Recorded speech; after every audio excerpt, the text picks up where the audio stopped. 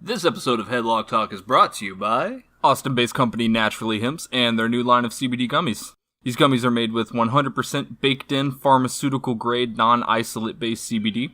What we're talking about here is the entourage effect. The entourage effect refers to the stronger effect you get when combining multiple cannabinoids together, as opposed to just CBD. Full-spectrum CBD, or CBD distillate, tends to be more potent and lasts longer. Unlike some other brands that use a spray-on CBD, Naturally Hemp CBD distillate is baked in, so you know you're getting the full dose with each gummy. I personally use them for all kinds of things, like sleep aid or muscle pain. And did I mention they taste great? They got 5 flavors.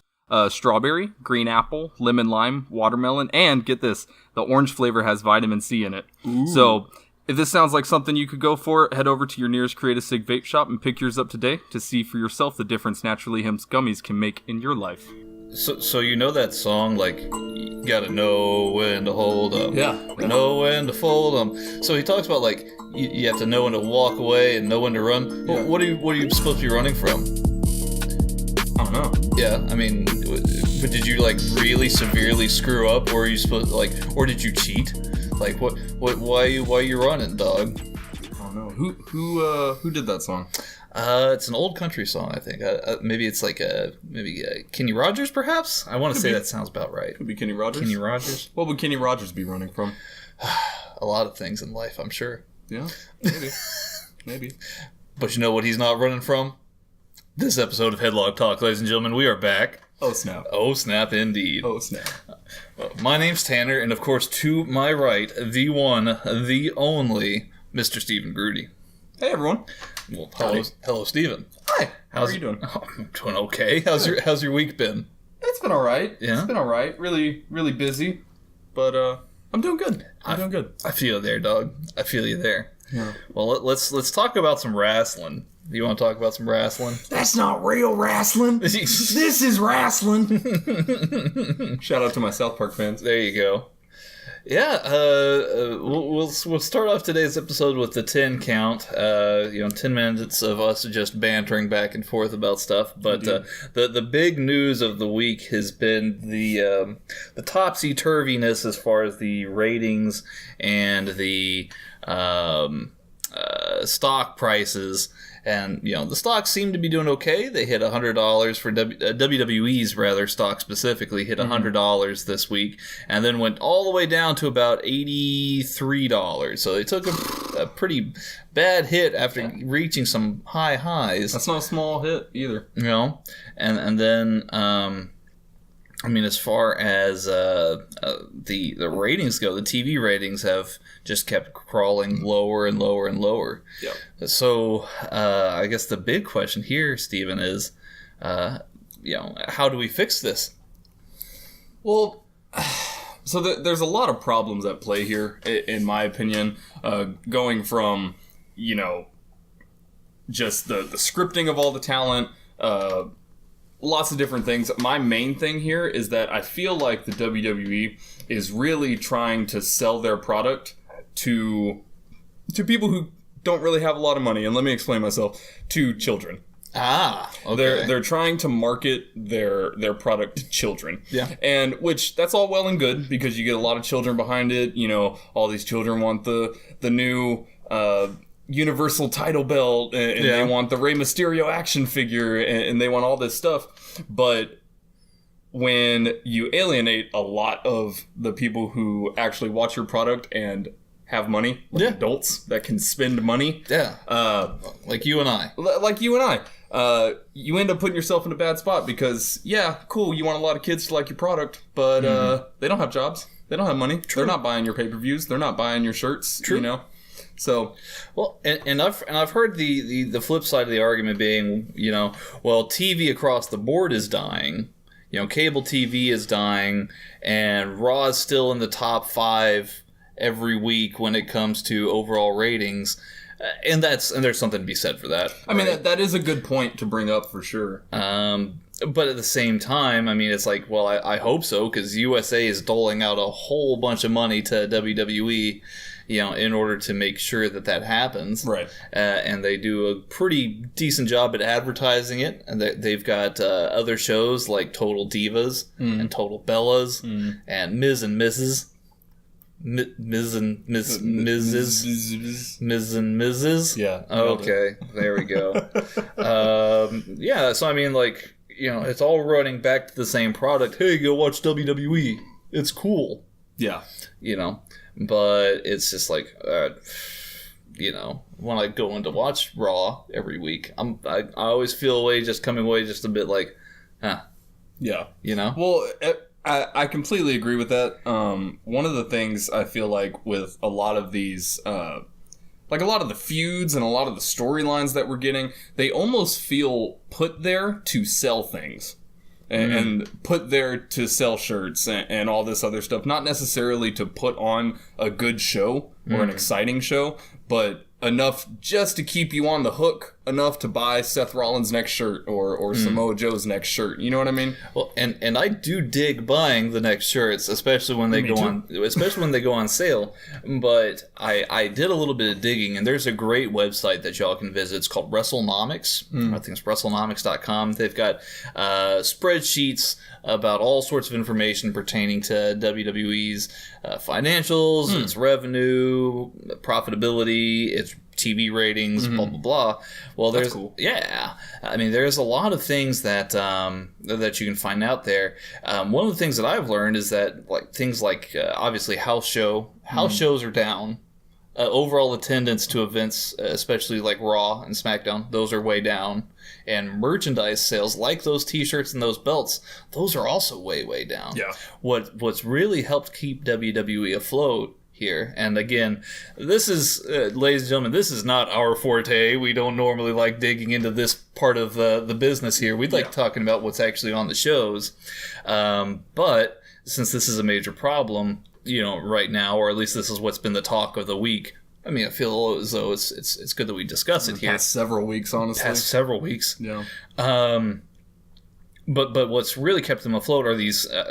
First off, these TV deals. The USA deal, which was ginormous. The Fox deal, which is going to be even bigger, considering that you're going to have football, basically, you know, helping be the lead-in, you know, and advertising for WWE when they go to Fox. So you've got those two big TV deals, but also Saudi Arabia. You can see very clearly on WrestleNomics where the huge spikes are every quarter for WWE's earnings, and that's where Saudi Arabia, that where all that money comes from. Right. On a related note here, it was rumored that I don't think we're going to have a Backlash pay-per-view this year. Like they've bumped that, trying to move it around because of the Saudi Arabia deal, and they're trying to get those trips planned to Saudi Arabia this year. Interesting. They're also supposed to have an NXT San Jose show that's also kind of been complicated right now because of the Saudi Arabia deal. Look, I mean, they're making great money with this, but gosh, I mean, that's a pretty major expense. Yeah, I mean, honestly, you know, cool. They're staying afloat with whatever TV deals they have, merchandise, and obviously the Saudi Arabia money. But really, with them having such a problem with revenue, the Saudi Arabia money is really just a symptom of a bigger problem. You know, WWE can and has in the past generated more than enough revenue to keep all of their products afloat, and then some. True.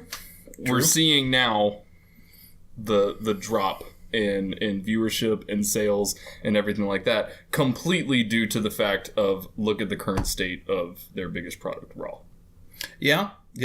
Well, and I do think that, and this is the other side of the coin that I generally more agree with, and I think you do too. I don't mean to speak for you by any means, but the writing.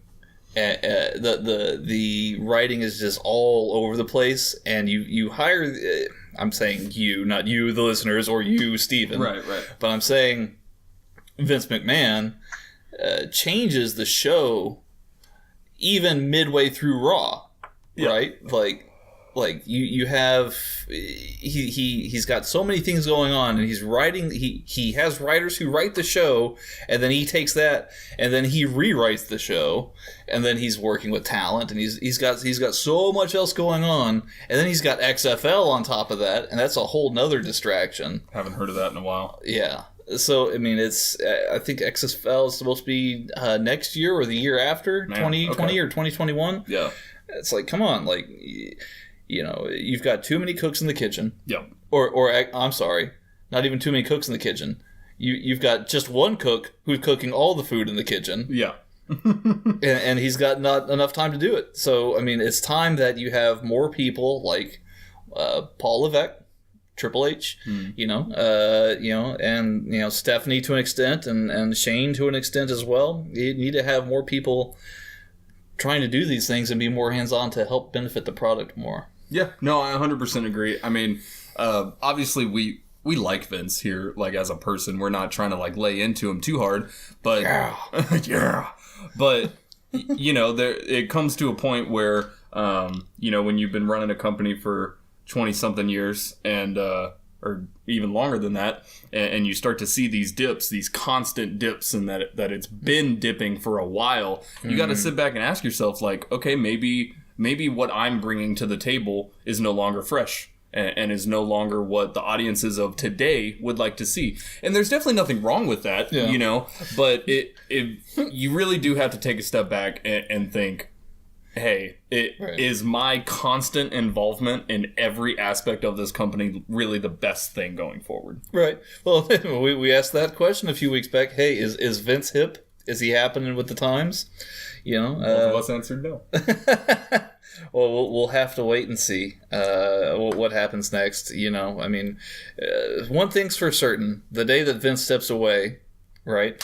It may be good, it may be bad, it may be worse, it may be indifferent, but it will be different. It will be different, and that's really the main thing right here. I feel like we're just getting the same stagnant product. Yeah, I agree 100%. Let's move on to a more uplifting thing here, Steven. Yeah. Now that we've been counted out by the ref. Yeah. Ref Tom Caster. Oh, gosh. Well, we'll definitely get to referee Tom Caster here in just a moment. Well, let's play some wordplay here, Steven. Let's do it. So we had an interesting Raw where there were 2 triple threat matches to determine a number 1 contender for Seth Rollins' title. Right. We had AJ Styles, Rey Mysterio, and Samoa Joe in a triple threat, and then we also had Baron Corbin, Drew McIntyre, and The Miz in another triple threat match later on that evening. My question here is, the title scene post-Raw, again, for wordplay, this is our fill-in-the-blank game, the title scene post-Raw is blank. For me, exciting. I know we talked about this on the way over here. I like tournaments a lot, and even though this one is a small one, 2 triple threat matches and then a finals match, it's really not that big of a tournament, but it does have the feel of a tournament. And even though it's a short one, we got to see Samoa Joe, Rey Mysterio, AJ Styles, The Miz. We got to see all of them in action. The Miz finally coming over to Raw. And I thought the matches were decent. And I also just really like the whole, everyone's gunning for the title. Let's put a bunch of people in the ring together, see who's the best out of them, and you'll get your shot. So I think it's really cool. We'll have to wait and see going forward. But for now, I do like it. I think it's exciting. I'm going to say, yeah, the title scene post-Raw is competitive. Yeah. Definitely competitive because, you do have a lot of different guys who could potentially make a good challenge to Seth. Yeah. Obviously, AJ is currently the number 1 contender and will face Seth at Money in the Bank, so that's cool. Ray's an interesting choice. Samoa Joe's another interesting contender in that grouping as well. Yeah. But I even like guys like Cesaro. I think Cesaro, now that he's on Raw, and I think that Sheamus is probably still on SmackDown. I believe he is. Yeah. I'm not 100% on that. But if they did indeed break up the bar, I think that Cesaro really could stand out by having a singles run, and especially if you build him right, you could definitely have a shot to the title. Yeah, no, 100%. I'm not the biggest Cesaro fan, but at the same time, take a look at where the title was even just a month ago. It was nowhere. Right. It wasn't on Raw. Right. So even just the fact that we have the title is on Raw every week now. Yeah. That is huge. It's beneficial. Now even if you do some, like a stupid storyline with it, it's even better than what we were getting even a month ago. So, I'm picking the word exciting just because I'm glad that it's back on Raw where it should be, and we're finally starting to get some of these tournaments, some of these top contender matches. So, really exciting. Yeah, definitely.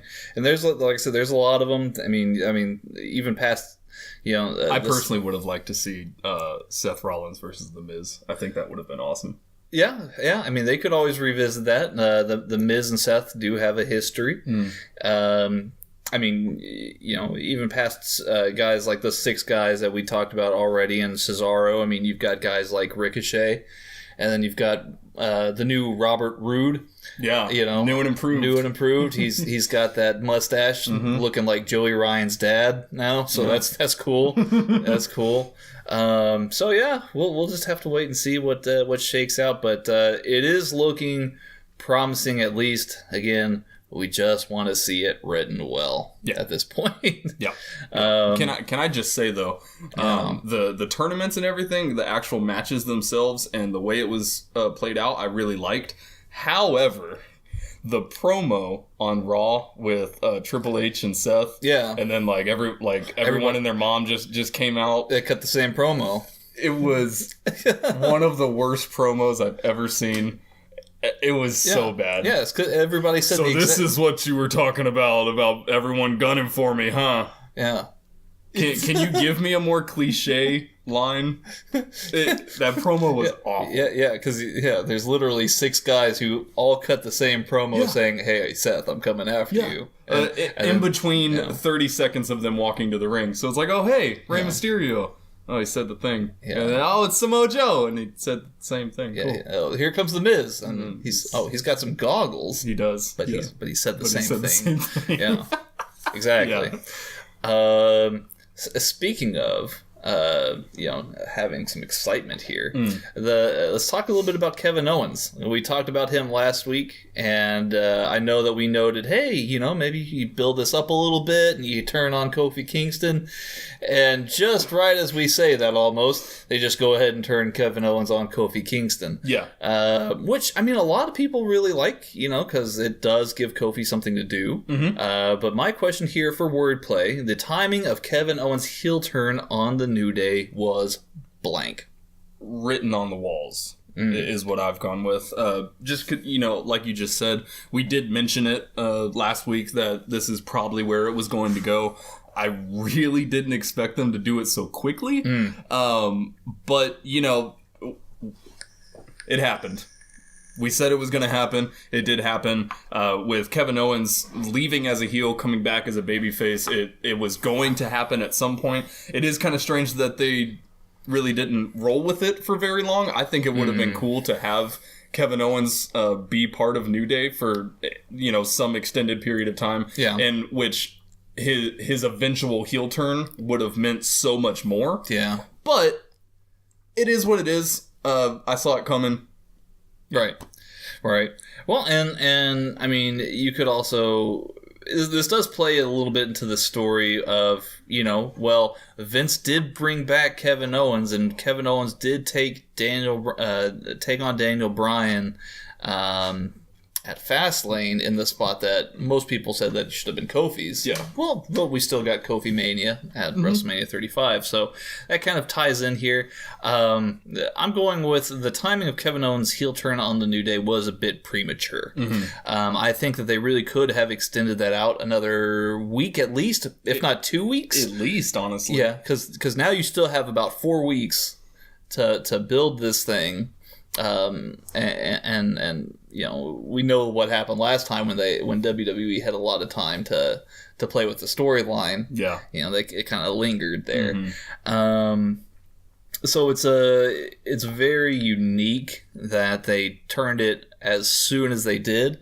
I would have liked a little bit more build and drama. I will say. Yeah, I think it would have popped off a little bit more and would have gone over a lot more had they kept this rivalry, or not rivalry, but kept Kevin Owens with the New Day and really just make people think that that's Kevin Owens now. And then imagine the Raw right before the SmackDown. The SmackDown right before Money in the Bank. Yeah. And then you get a Kevin Owens Kofi Kingston match. I think that would have been a lot better to do, but I would have given him at least 2 weeks out, just so that he turns and then he can go out there and explain himself and say, I'm challenging Kofi for the title. Good point. Yeah. But I mean, at the same time, it's like, okay, well, here's what we have now. I hope that they've got a good plan going forward for these two guys. I do believe it'll be a very good match. Yeah. But we'll have to wait and see. Yeah. From one Canadian heel to another, let's talk about Kevin Owens' best friend here, Sami Zayn. He's coming out week after week talking about how the fans are to blame. Mm-hmm. So wordplay here. Sami Zayn's heel turn character on Raw has been. So this is kind of a cop-out answer. Okay, but I'm going with interesting. Okay, only because I don't really know how I feel about it yet. Really, because this feels like they took Xavier Woods' off the record comments from a few months ago, and were like, "Hey, we could do something with that. We could turn that into storyline." Right, and then they did that. That really seems like what it's like here. You have him coming out saying the WWE universe is toxic. We're only happy when we're critics. Things like that, and that. It sounds like Xavier Woods is in his ear, reading him off of his quotes or whatever. So yeah, I don't really know how I feel about it. I do like Sami Zayn, and obviously he's like amazing on the mic, but I don't know. I thought it was the wrong thing to say when Xavier Woods said it, and I don't necessarily feel different about it when Sami Zayn's saying it either. Oh, okay. Interesting is a good word. Yeah. I'm going to say Sami Zayn's heel character on Raw has been a long time coming. Because, generally speaking, I feel like WWE normally has somebody who's kind of like marked as the guy who comes out and blames the fans for stuff. Right. And, I mean, you had that kind of sort of with Daniel Bryan where he says it was because of you that didn't believe in me. Yeah. You just liked yes because it was the cool hip thing to do, And so he kind of touched on that a little bit, the new Daniel Bryan did. Right. But... I mean, it does seem to be like Vince likes to have a mouthpiece for him to come out and just to exercise some of his thoughts and opinions, where he says, well, nothing's going to ever make you guys happy, right? Like, no matter how hard we try, nothing's ever going to make you guys happy. So, I mean, I do think that that's Sami Zayn right now, but he's only really had one match since he's been back. So him coming out every week, it's like, cool, okay, I dig this character. You're coming out and you're saying the things, that you feel, and that's what a heel's supposed to do. They're supposed to illuminate truths that sometimes the fans don't want to hear. Right. But when are you going to back it up in the ring? Yeah. So. Yeah. Or rather, where is this all going? Is more or less what I want to see out of this. For sure. But I digress. It does add a different dynamic for now. Moving on here. So we've got... remember last week when we were talking about the Viking experience? Unfortunately. Yeah. I mean, it's the only thing I really, it's one of the big things that I remember about last week's episode, really. So they listened to an extent. Sort of. Kind of. So they've changed the name now to the Viking Raiders. Okay. So tell me, Steven, the Viking Experience name change to the Viking Raiders is... I put unnecessary in the first place. Yeah. That's what... this just makes zero sense to me. And I know I said this last week. Yeah. There is no sense to be had from this. Especially when you told me that they were starting to call Ember Moon the war goddess. Yeah.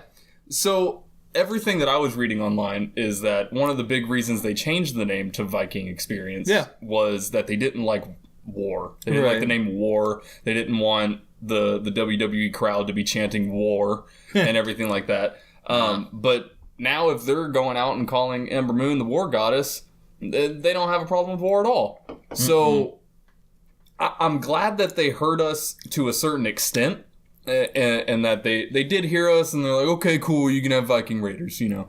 But the name change shouldn't have taken place in the first place. Right. Them being called War Raiders does not mean they're going to go out on Raw every week and pillage. You know, though that would make things a lot more interesting around Raw. There's a lot of things that could make Raw more interesting, but I don't know. Just not Katie Vick, you know. That's not interesting. I just really don't get this. You know, it shouldn't have happened in the first place. I'm glad they did hear us a little bit and change it to something a little bit better. Yeah. But I still know them as Hanson and Rowe as the War Raiders, not Ivar and Eric as the Viking Raiders. Yeah. Those are... So I know we try to keep this show PG, right?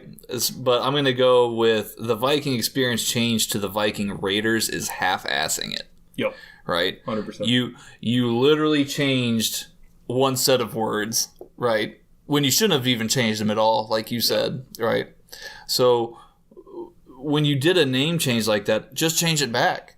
Like, just change it back. It's almost like a slap in the face that we got half of what we wanted. You know? A little bit. Like, oh, we hear you, but screw you. Right. This is their name. We're still going to do something different. Yeah. It's almost like spiting, you know?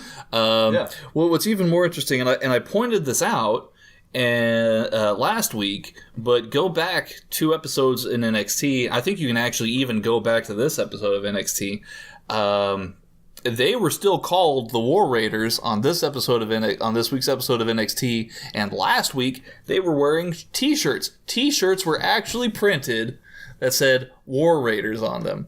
So why not just call it a mistake, admit it, and then just change the name back? Oh, they can't admit any mistakes, man. No, because it's Vince. Nothing is ever on accident. No, because it's Vince. Yeah. You know, but then now you have to explain to me a third name change in the matter of 2 weeks. Yeah.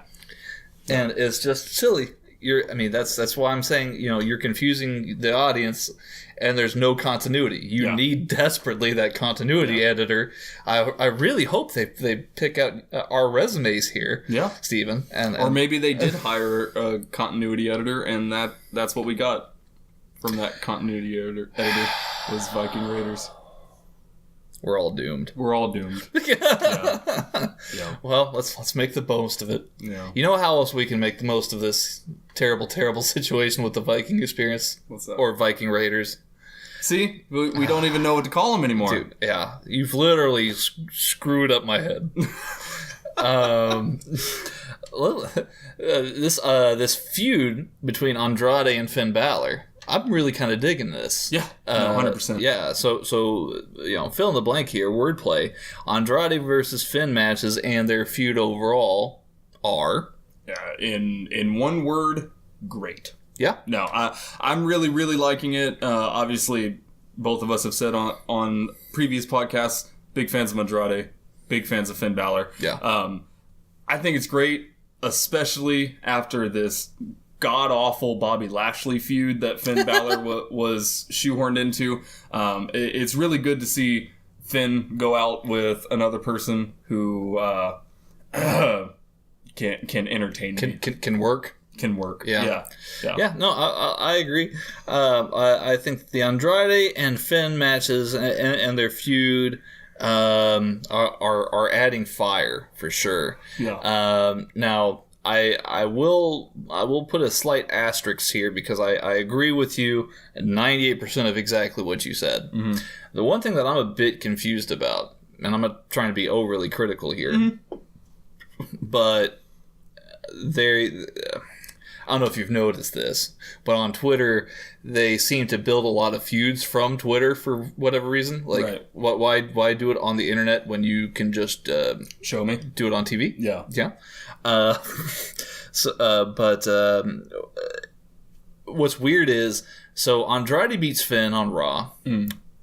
a week later, Finn beats Andrade on SmackDown. But now Andrade's calling Finn out again, and he's saying, okay, well, I've beat you once, you've beat me once now.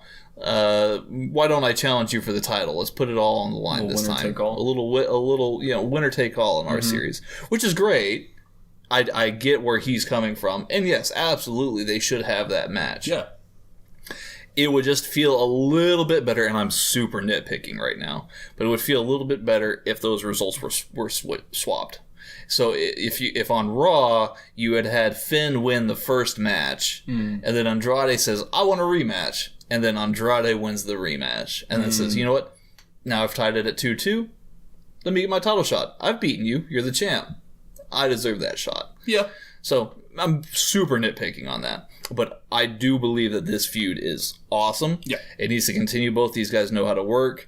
Both these guys are true professionals. And this is where they need to be. Absolutely. No, I'm super excited for this, for sure.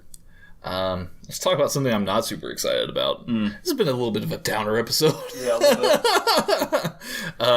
bit. Luke Harper's release request got rejected this week. So, Phil, so a little bit of wordplay here. Luke Harper's release request rejection is blank. Bad news for WWE. Yeah. It's bad news, man. How many people is this in like 3 months? That are asking to quit? Yeah. That's quite a few. Dude. Yeah. But they rejected his release request. That's even worse. They now said, you have someone who's on your roster that doesn't want to be there. They said they didn't say this publicly, but basically what's entailed here is that, okay, well, you were sidelined for X, Y, and Z number of dates because you were out injured. So we're going to add that to the end of your contract, so you have to make up for it. For those at home, Steven is just blankly staring at me, shaking his head. While you stew on that, I believe Luke Harper's release request rejection is a bad omen for talent. Yeah. And and by that I mean anybody who plans on requesting their release, obviously we all know the looming presence here is AEW for sure. But you better be prepared to see out the rest of your contract, because Luke Harper is a guy who, let's be honest, he's a great worker. Mm-hmm. He's very, very talented, but they don't have anything going on for him right now. Yeah. Right? And if they plan on keeping him to his contract just because they want to play a power move, I mean, this does not spell well for people like Sasha Banks or the Revival. These people who are reportedly wanting out, it's not a good sign. Yeah, I mean, that's just... I get it, he's under contract and everything like that, but you're not doing anything with him. You don't plan on doing anything with him. So now you're just holding on to him because you don't want him to leave. Yep. And WWE's been doing that for a long time. I don't think that's the way to go. If you want someone to come out and really put their best foot forward and really try to sell a product, you have to have them want to be there. Yep. And you can't just keep padding your roster and for lack of a better word, forcing people to be there, because you're just going to get a lesser product from that. No, 100%. And I like Luke Harper a lot. I wish that he could have career fulfillment, but apparently he's not getting that right now. No. And I don't know. I don't think WWE's really handling this very well so far. A lot of people are wanting to leave to AEW, and they're acting like the kid who got hit in the face with a kickball. Screw you guys, I'm going home and I'm taking my ball with me. Yep. Yeah, it's really just sad. I agree 100%. But I certainly hope that there's a resolution to all of these problems. It will happen one way or another, but it's just going to be a matter of timing, really. Let's have some fun, Steven. What do you say? I've got a brand new segment that I think we should try out here. A new segment that I like to call if wishes were fishes. Yeah, there you go. Fish face. Yeah. There, have that for your soundboard. There you go. That's going to be great.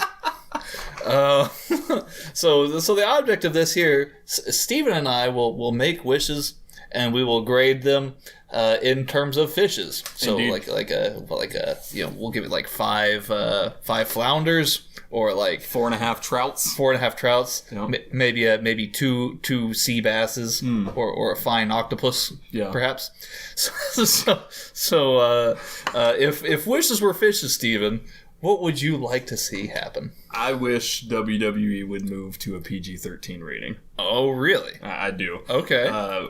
Back when I was watching a lot of wrestling in my youth, that it was PG-13 or whatever rating it might have been different back then, but it was on the level of PG-13, and some episodes were on the level of rated R, honestly, with some things, but it's really apparent with some of these scripts that they're really, really catering to kids. And I did say this at the top of the show, so I'm just kind of going in a little bit more on it. With that Seth Rollins promo with Triple H and everyone coming out and everything, he called people bucket heads. Bucket heads. That is so dumb. And no adult who's watching or is in the stadium believes that you would call that man a buckethead. And I mean, if anything, that's like a very talented guitarist, right? Like, he is a very talented guitarist. Yeah, check out Buckethead, ladies and gentlemen. But no, it's super apparent with storylines, with writing, everything like that. They're really catering to kids, and it makes it super not fun to watch. I'm just gonna say it. Yeah. Honestly, there's no real heat. There is no genuine heat. It's all just, oh, you said a bad word to me. Now I need to punch you, and you're going in timeout. It's like, I feel like I'm in a schoolyard. I'm going to give that 3 groupers, because those are big changes that need to happen, I think. Yeah. Not 5 groupers? Or is it 3 out of 3 groupers? 3 out of 3 groupers. I think we need to put an actual system in place. Yeah, I'll have to make up a chart or something and post it on Twitter so people can keep track. Yeah.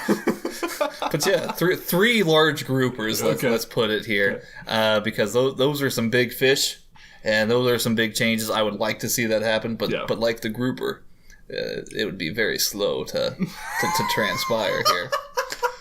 So how long did you sit in front of a mirror and come up with these fish puns? None. This is all right. Noggin? This is all right here, ladies and gentlemen. Beautiful. Beautiful. If wishes were fishes, I would like to see more tournament specials out of WWE. Yeah. Okay. Now, there's 2 tournaments that are coming up that I'm going to talk about later on this episode that I'm super excited for. But let's be real. They've got the talent.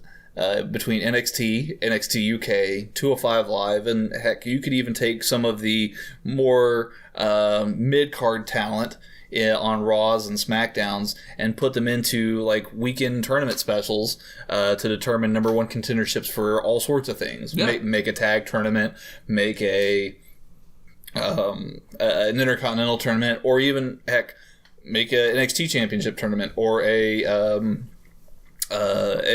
Universal or WWE Championship tournament, right? These are things that really could help benefit the product. Plus, it's more content for us, the fans, that we can take in and say, man, did you see that Dominic Dijakovic match?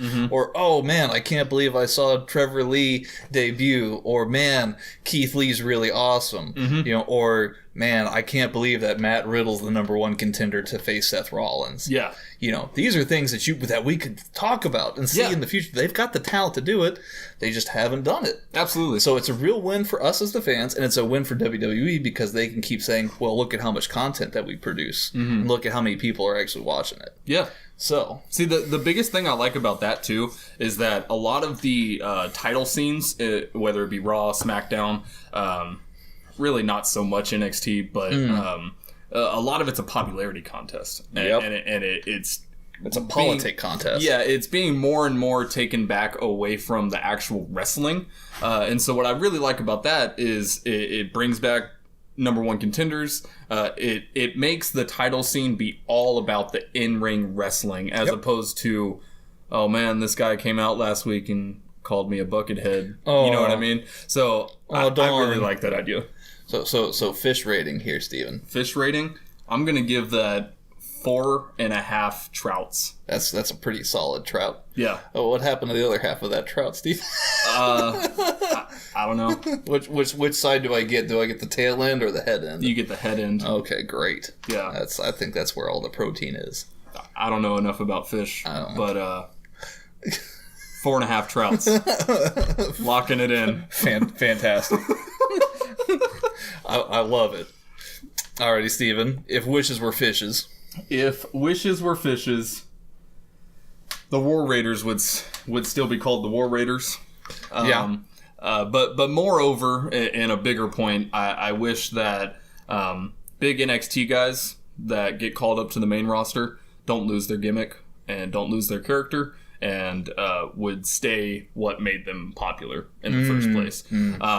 We did get that finally, with some caveats, with Ricochet and Aleister Black. Yeah. They are who they were on NXT. Yeah.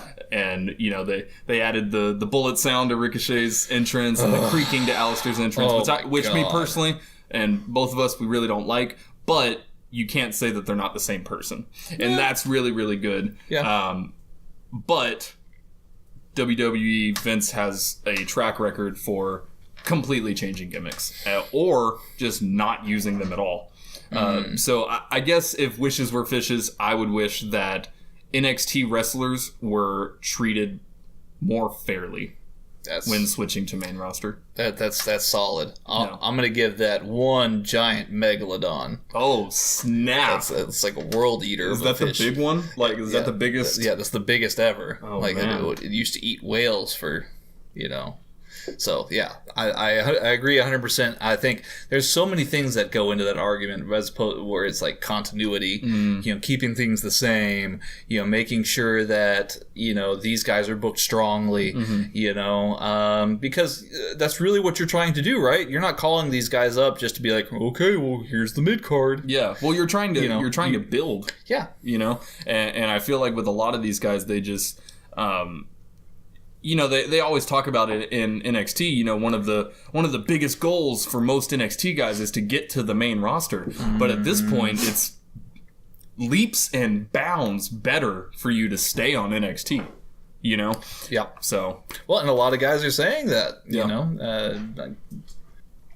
And you know, you've got Johnny Gargano, who is wanting to stay there and wants to make NXT like the brand, like he wants to make it a third brand, and I don't disagree. I mean, you've got enough talent that's passed through NXT to make it a third brand if you wanted to, you know. But you know, it's just a matter of waiting and seeing. Yeah, for sure. Yeah, I think it'd be. I almost don't want it to become a third brand, just because if it gets to that point. In that height, that size, Vince is going to want to play with it more. Yeah, and I think one of the, and again, nothing against Vince on a personal level, but I think one of the biggest reasons NXT is because Vince doesn't touch it.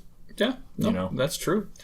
I'm going to say if wishes were fishes, I think I talked about this a little bit earlier, but I would put I'd put Cesaro in the mix for the title scene. I think that he's scheduled to come out for the Money in the Bank match, or at least he's looking strong that way.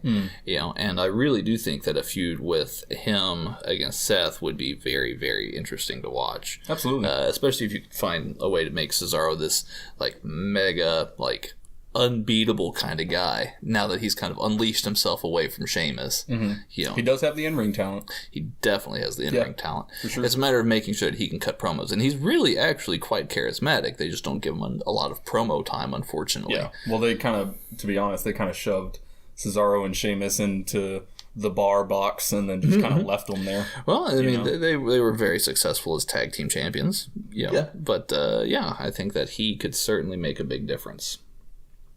Definitely on his own. Yeah. Let me see here. Well, so if wishes were fishes with Cesaro, Wishes Were Fishes with Cesaro. What do you think? What? What kind of fish? Oh, I forgot we were rating with fishes. Yeah. What nationality is Cesaro? He's Swiss. He's Swiss. Swiss. I don't know any Swiss fish. I was gonna name a Swiss fish. There you go. We'll give it 3 Swiss fishes. Swiss.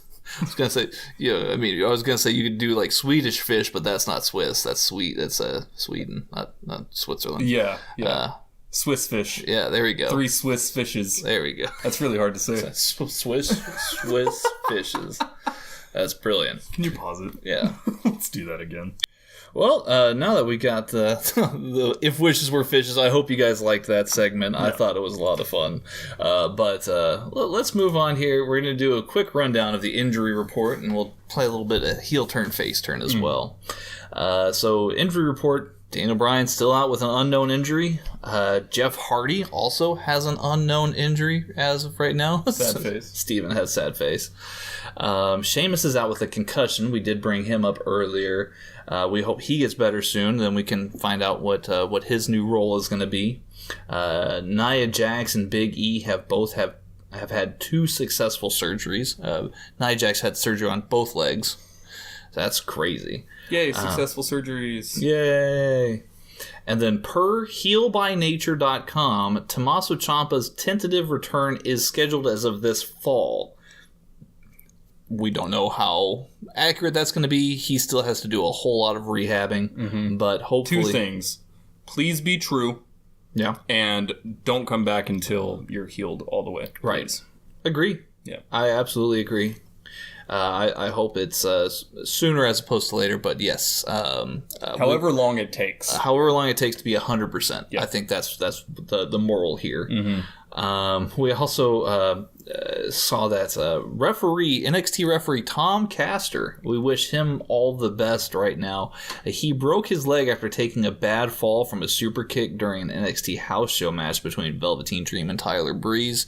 Threw up the X sign. It looked like a real bad break. It was real rough. Yeah, his ankle was facing the wrong way. Yeah. Unfortunately. Yeah, that's not a good sign when it comes to legs. It's a pretty good sign that your leg's not doing too good. No. Yeah. Not at all. But still got the 3 count. True. What a freaking champ. Bamf. Yeah, champ. Oh, man. Absolutely. Give this man a raise. 100%. Make this man the CEO, I say. Dude, for real. For real. And he's quoted leaving the stage on the stretcher. He's quoted saying, "Damn, I love this business." Yep. As you're being wheeled on a stretcher, give this man a raise. Absolutely. 100%. Well, let's talk a little bit of face turn, heel turn here. Thank you again, Heel by Nature, for the coverage for the injury report. Mm-hmm. But face turn, heel turn. So this is our buy or sell, good cop, bad cop kind of segment here that we like to play. And this week we've got 4 very interesting subjects to cover here.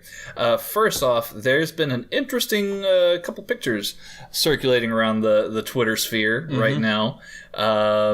So being advertised, there's 3 matches being advertised for Money in the Bank, 3 ladder matches, I'll say more specifically here. There is a men's ladder match between Drew McIntyre, Cesaro, Rey Mysterio, Ricochet, Aleister Black, Andrade, and Lars Sullivan. There's a women's Money in the Bank with Tamina, Sasha Banks, Natalya, I believe Bailey, and Carmella's in there. Can't remember who else. So there's a women's Money in the Bank there.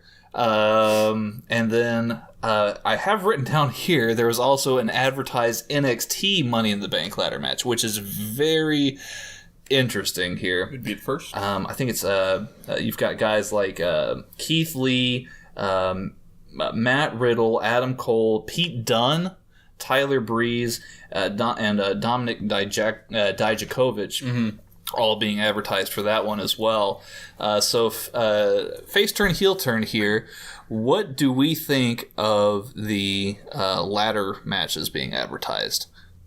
Well, if these pictures are true, yeah, face turn. Yeah, I think they look really, really cool. We are seeing Cesaro in a match without the bar, which is nice. The big thing for me though is if these are real, that NXT match. Yeah, that's amazing. Yeah, that's very interesting. That they would throw an NXT Money in the Bank match in there as well. There's not the normal high flyers there's not a designated high flyer in that match like what you would normally see in a ladder match. There's usually that one token guy who's there for all the high spots. But yeah. I think you've definitely got quite the bunch of talent there to make up for it. Plus, I love the Money in the Bank. Gimmick kind of thing. I love it. And bringing that into NXT, I think, would be really cool. I say face turn as well. As long as we can just keep this pay-per-view on the shorter side of things, I don't want Money in the Bank to be 12 matches now that WrestleMania had 17 matches or whatever. Yeah. I'd rather keep it short this time around. I completely agree. But, one extra match isn't that bad. It isn't too bad. It's not too bad, but it'll be then okay. Again, with it being NXT, I would want it to go a little longer than normal. So, maybe it could make Money in the Bank really long, but we'll have to see. Yeah, well, and it'd be a good thing for guys like Keith Lee to stand out. Dominic Dijakovic is another guy who can stand out there. It'll be great. It looks like Tyler Breeze is officially back with NXT, which is awesome for him because it gives him a lot more that he can do, and I think NXT was looking for more marquee guys. Yeah, Tyler Breeze can play a really excellent heel too. So I really hope that this sets a precedent going forward. That maybe on every pay-per-view we have at least one NXT match. I think that would be really, really cool. Yeah. And give the NXT guys a lot more exposure. So yeah, I absolutely agree.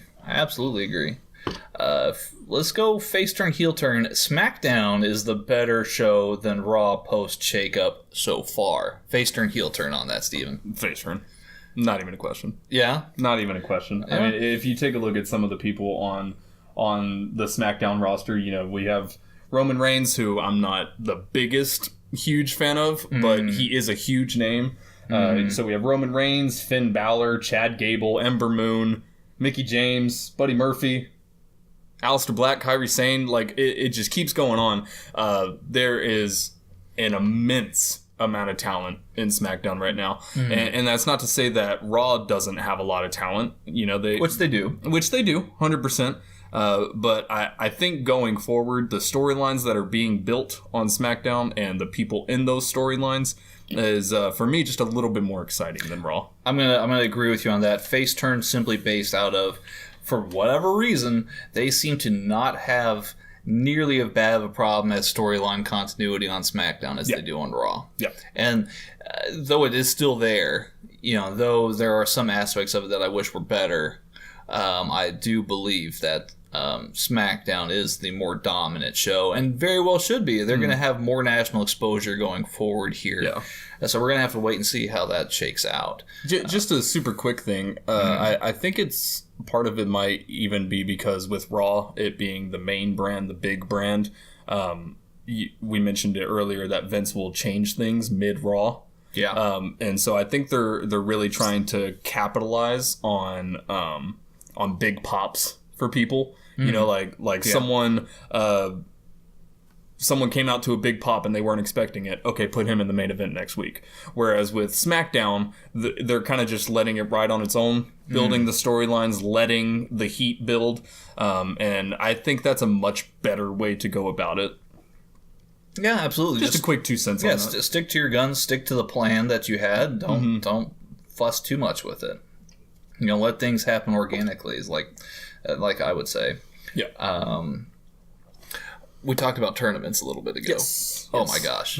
Oh my gosh. So, Progress Wrestling has the Super Strong Style 16 tournament. going on. WWE's actually got a couple of guys that are going to be there from NXT. We talked about Trevor Lee just a moment ago. Roderick Strong? No, Kyle O'Reilly. Kyle O'Reilly. That's Kyle O'Reilly's right. going to be there. Yeah. He's going to have a heck of a match himself in the first round with a guy by the name of Chris Ridgway, who is like the perfect guy for Kyle O'Reilly to face, because they're both just going to kick the ever-loving crap out of each other. Awesome. Which is going to be great. If you subscribe, or if you haven't yet subscribed to Progress's on-demand service, definitely recommend checking that out. It's worth the extra $8 a month to catch at least this tournament and get a back catalog of all the other great stuff that they have on there. Absolutely. Again, you can go to Demand Progress. Demand-Progress. Demand-Progress. It's very important. DemandProgress.com is... That's something else. Something else, yeah. Unfortunately. But just Google, Demand Progress Wrestling, and you'll definitely get that. We will also have the Best of the Super Juniors tournament from New Japan Pro Wrestling, and I'm really excited about that as well, because of guys like Jonathan Gresham, who's never been in there. He's like the American version of Zack Sabre Jr. Okay. He's like a super submission specialist who's really awesome.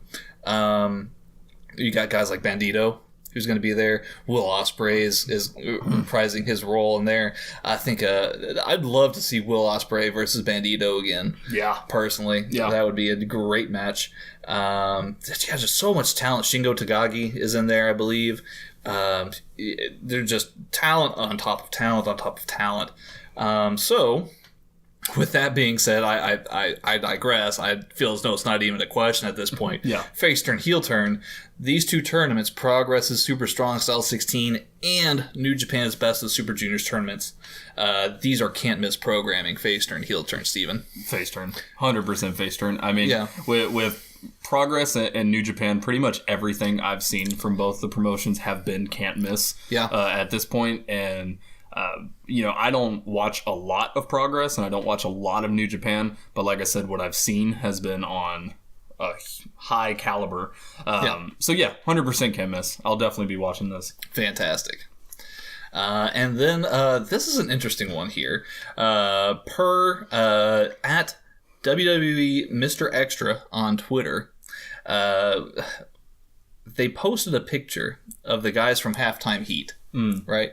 Ricochet, Aleister Black, Velveteen Dream, and then Tommaso Ciampa, Johnny Gargano, and Adam Cole.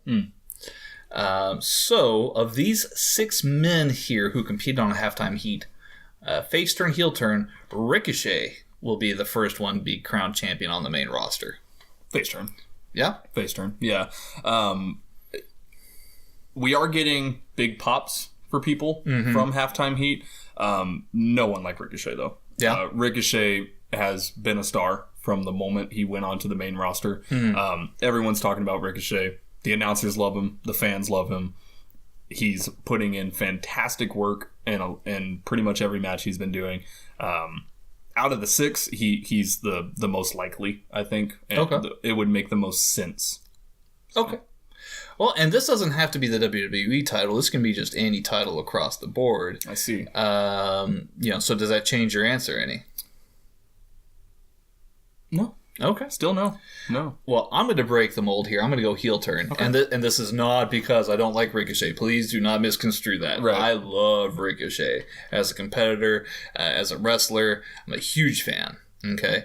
I'm only turning heel on the slight technicality that I think Aleister Black will beat him to it.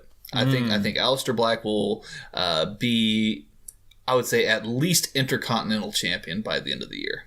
Okay. Or at least have held the title. I can see that. I think that... Man, a Finn-Aleister feud? Yeah, I think Finn is going to go through Andrade. I think Finn's going to probably go through maybe a couple other feuds, but I think ultimately Aleister is going to be the one who takes out Finn. Right on. And it's going to be great. Oh, yeah. I mean, anything that Ricochet or Aleister Black touch turns to gold. So, not worried at all in the slightest. Just real quick, a bonus face turn, heel turn, Steven. Yeah. The Firefly Funhouse with Bray Wyatt. Face turn. Face turn. I loved it. Yeah. No, if... There was this one video online that I can't remember what it was called, but it seemed very similar to that, where it's at first glance it looks like a really happy, Mr. Rogers in the neighborhood. Hey friends, how are you doing? Yeah. And then over the course of the video, it just gets more and more dark and gruesome. You're gonna have to show this to me. And insane. And I feel like honestly that might be one of the inspirations that they used for this angle. Perhaps. Just because this isn't gonna last. It's not gonna be this forever. I feel like it is going to devolve into. There was that one thing where he had his hands over his face, and then the video kind of swerved a little bit, and you're like, oh wait, yeah. But I think he's got control over himself so far. Bray Wyatt does. It'll be interesting to see what happens when he doesn't. Yeah, no, face turn. I love it. But I will say on a separate note here, he looks like a completely different person. Yeah, like he's lost a lot of weight. He's bulked up a lot. Yep. His face has changed. His face is different. Definitely looks a lot better. Absolutely, a lot better. A lot more ready to go. Yes, absolutely. Let's get to some mailbag here, Steven. We got a lot of mailbag questions in this week, and I just want to make sure that we take care of this up and running. Unfortunately, we weren't able to fit every question that we got into this week's episode. Just know we are reading every single comment and question that y'all give us. Absolutely. We love y'all's feedback. For the sake of time, we weren't able to fit all of them in there. But please, keep your questions coming. Keep your comments coming. They are not going on deaf ears. We are absolutely reading them. 100%. And if we didn't get to answering your question, feel free to DM us on Twitter. I will be more than happy to give you our feedback as to really what we think about those questions if we don't get to yours. Absolutely. So we appreciate you guys, giving us a shout here, let's go on to this mailbag here. We kind of already touched on this first one, but just to make sure that we can reinforce it, at Kyle the King 10 on Twitter asked what we thought about that potential NXT ladder match, and I think we covered it pretty well. Yeah, I think so too. I'm super excited for it. I don't really have much else to say other than that. Yeah, I think it would be great. I think that I do agree with you in that regard that I would like to see more just straight up NXT matches. So yeah, I think it's pretty good. Yeah, I'm excited for the match, but I'm more so excited for the possible precedent that it sets. Yeah, absolutely. Let me see here. At our friend Mike at Mike JC821, who has a great wrestling blog, by the way. Y'all should definitely check it out on his Twitter page. Will Drew McIntyre be a world champ this year? I think certainly so. I think it will probably actually be a lot sooner than most people think, because this is my personal opinion. I think Drew's going to win Money in the Bank, and I think he's going to cash in that night and pin AJ Styles and actually walk out as champ. So then you're going to have Rollins chasing McIntyre. Okay. But I could be wrong. Drew could cash in on another occasion, but I do see him winning the Money in the Bank briefcase. Yeah. No, I definitely see him winning the briefcase as well. I think with the amount of time that this guy gets on Raws, and just the sheer amount of push that he's getting over the last few months, I think it's inevitable that he will be champion. Like I said, not the biggest fan of Drew McIntyre. He's certainly not bad. There's a few people I'd like to see champion over him, but I mean, a Drew McIntyre title run, it's not the worst thing in the world. Well, one of our friends and colleagues, the Queen of NE, at the Queen of NE asks, what are our thoughts on Becky Guerrero saying that Chris Benoit should be in the Hall of Fame? This is so tricky. Yeah. Very tricky. Hopefully I can help with this. In Japan, and this could just be a cultural thing, they absolutely have no problem with showing his matches in Japan. I've heard from several different people, several different sources say that while they're at a show for New Japan, they show matches during intermission. And they have no problem showing Chris Benoit matches as Wild Pegasus or the Pegasus Kid while he was there in Japan. They have no problem showing his matches there. And I think it's more of a... It's more of a historical kind of perspective on that.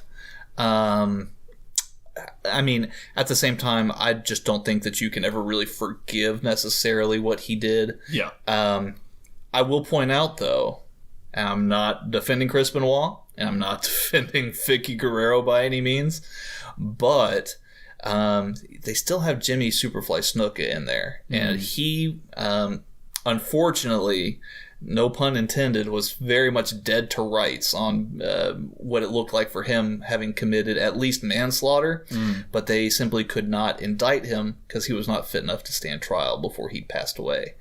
So I'm not 100%, but I'm very confident in that he played a part in Miss Nancy Argentino's death. If you want to learn more on the subject, there's a lot of videos out there. WrestleMania on YouTube's a good source to find more information on that. But you do have some very suspect characters like Jimmy Snuka and the fabulous Moolah in the WWE Hall of Fame. And Donald Trump, for that matter. Yeah. So, I mean, there are suspect characters there. It's a very difficult question for me because I do get those points. You have some questionable characters in the Hall of Fame already. Yeah. That being said, though, I don't think that necessarily makes it okay. Yeah. I was a big fan of Chris Benoit when I was younger. Watched a lot of his matches. It was extremely unfortunate what went down with Chris Benoit, and everyone in the WWE universe wishes it didn't happen. That being said, though, that's at this point when you mention the name Chris Benoit, at least in America, that's the first thing that pops into your head. Yep. So no, I don't think he should be entered into the Hall of Fame at this point. If that unfortunate incident didn't happen, yeah, we can have a conversation about that. But unfortunately, that's at this point, that's what people remember him for. Yep. A couple quick ones here that I think we can answer very briefly, just to kind of fit some more of these questions in.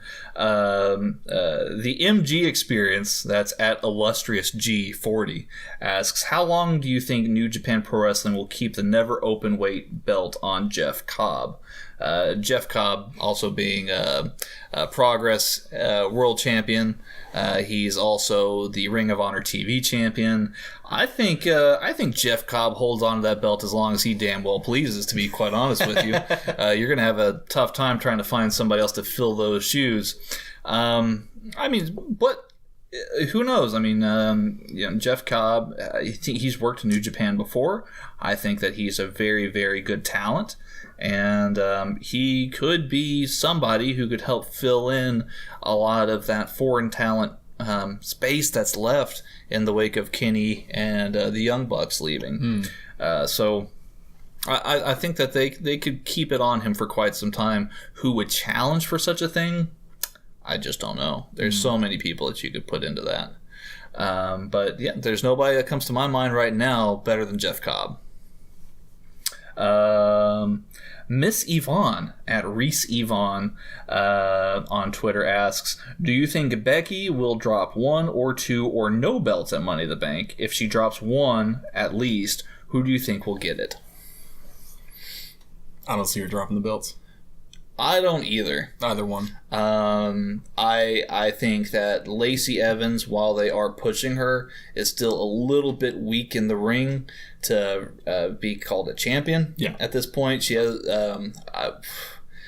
she's definitely paid dues for sure. She's definitely going to be a champion one day. I think it's just a bit soon to pull the trigger on Lacey Evans right now.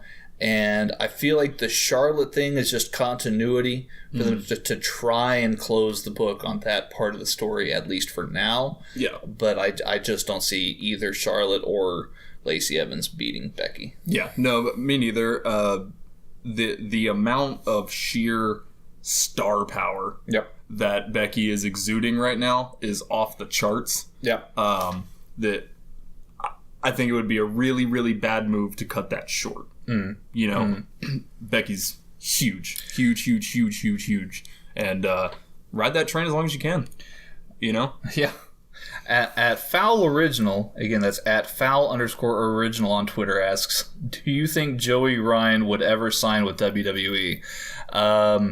In short, no. I think that there was just a lot of wishful thinking, perhaps, on Twitter after they saw Bobby Roode's glorious mustache, and they thought, oh, he looks just like Joey Ryan's dad. Yeah. Perhaps he should be, tag teaming with him. And don't get me wrong, I love that idea too. In fact, me and Mike JC821 were talking about it.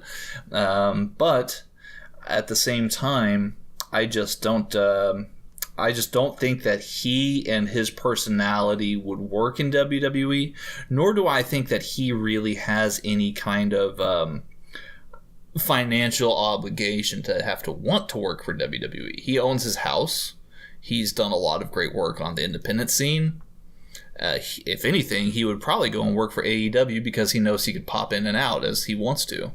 But at this point, I think the WWE ship has sailed, and not because of anything that he has done in spite of that, but rather I think that's just not something he wants to do. So I hope we answered your question there, Foul Original. Let me see here. At AA Talk Stuff, again, another one of our colleagues here asks, who would we rather see main event WrestleMania, Steph or Nia Jax? So I had to text J-Raw and ask his opinion of it. His answer was, somebody gotta support Nia Jax. So good on you, J-Raw. My answer to that is no, we don't. Yeah, well, I think J-Raw's putting his neck out on the line for Nia here. Yeah. I mean, I feel like you could fit a story into Steph being in the main event at WrestleMania better, whether it's tagging with Triple H to take on somebody. I don't know. Yeah, Brock Lesnar and a Bengal tiger, perhaps. I feel like that works better. But no, I don't even want to see Nia Jax in a singles match during the week. Oh, so jeez. Yeah, Stephanie McMahon all the way. Okay, well, I guess good on you, Steph. I guess you're going to be main eventing WrestleMania someday in our books. Backseat Bookers asks, great name. Yeah, it's a great name. Really great name. Rollins or Styles as a heel for their feud? Styles. Styles as the heel? Yeah. Okay. I think it'd be cool to have Styles as the heel, just because with Rollins, he's riding this crazy wave of overness right now after slaying the Beast and becoming champion. I don't think you should really get rid of that necessarily. And, Styles as a heel, I'm down. I don't see either of them really being a heel. You want it to be a babyface feud? Just a babyface feud about respect. Yeah. And then and then Drew McIntyre comes out and is like, screw your respect. And he cashes in the Money in the Bank title or briefcase, and he just hacks off their heads with a Claymore kick. And that's it. I mean, fair enough. Yeah. that makes sense. One last one here, and I saved this one for last because I want to see how creative we can get with this one here. Non-WWE guy on Twitter asks, what's a dream match in any promotion that you think will happen soon? So, I mean, there's a lot that you could do with this question. I guess if you're asking what's a dream match like within two guys of a particular promotion that we'll think will happen soon, or like a cross-promotional kind of thing. Because I would really want to see Bandito face Kenny Omega. I would really want to see that because you've got Mexico's best versus Canada's best. I think that would be great. That would be great. I think that if we're also talking cross-promotional, I think that if you put the Young Bucks against the Revival, they could literally have a 30-minute plus tag team match, and all of it would be absolutely amazing. Not sort of cross-promo, but not entirely. A Matt Riddle, Daniel Bryan match would be fantastic. Or Daniel Bryan, Zack Sabre Jr. match. Would be fantastic. Yeah. Man, there's a lot we could do. Yeah, Zack Sabre Jr. versus Jonathan Gresham. I think that would be good. You'd have two guys who have, like, super mat wrestling skills. I mean, you could, definitely put Matt Riddle in that mix, too. Keith Lee, Braun Strowman. Keith Lee. Oh, my God. That'd be awesome. That would be so awesome. Yeah, if there was somebody who could match Braun Strowman's strength, I think it would be Keith Lee. For sure. I think there's a lot of good ones there. One that I think could happen though, like could happen soon, would be maybe like a Matt Riddle Pete Dunne match. That'd be cool. Yeah. And with there's some talks that Pete Dunne might be moving to NXT as opposed to NXT UK, so that could happen soon. So. Yeah, that'd be cool. Yeah. Or here's another one: Johnny Gargano versus Daniel Bryan. Yeah, that'd be students of the game. That'd be delicious. Yeah, delicious is a good word. Yeah. I would absolutely love to see that match, especially if Daniel Bryan's still like the smarmy heel Daniel Bryan, like the new Daniel Bryan. Yeah. Even though he dropped his title, I want him to be that. I want him to stay in that character. I love it. Hopefully we see him again soon. Yeah. That just about does it for us, ladies and gentlemen. But I think you might be hearing from us again sometime soon. Very soon. Very soon, one could say. So keep on the lookout for us. Again, if you haven't yet done this already, please go ahead and hit that subscribe button right up at the top of your screen there. Yep. Whether it's iTunes, Spotify, Stitcher, or YouTube, hit that subscribe button so that you can stay in touch with us for more great wrestling content. Definitely make sure to also leave us a star rating and give us some feedback on what you think of the show. Or a Trout rating. For that matter. Yeah, we can do that. If wishes were fishes. We want to know what you think in terms of fish here, ladies and gentlemen. Also, don't forget Twitter. Make sure you follow. That's what it is, right? Yeah, you follow people on Twitter. Yeah, make sure you follow us on Twitter for updates as well. We're finally getting to a point where we have some pretty exciting things planned soon. So if you guys want to stay in touch, not necessarily with our show, but what we're doing behind the scenes, definitely go on Twitter for that as well. Yeah, we have approximately 660 of you guys on Twitter who follow us, and we appreciate everything that you guys do. So thank you for following us and staying in touch with us. We absolutely love you guys for listening. Yes, sir. If you want to follow us on Twitter, again, it's at Headlock Talk. Again, at Headlock Talk on Twitter. Or you can almost always email into us, especially when we have these mailbag sections here, or if you just have a general question for us. I think most of our mailbags have been from Twitter, right? Absolutely. Yeah. But we're always welcome to them on the email as well. Yeah, it's headlocktalk@gmail.com. You can catch us there. But yes, we are available on iTunes, Spotify, Stitcher, and YouTube. So hit us up there, ladies and gentlemen. Let us know what you think. We've got a lot of wrestling to watch. We've got, like I said, the Super Strong Style 16 tournament to follow, the Best of Super Juniors tournament.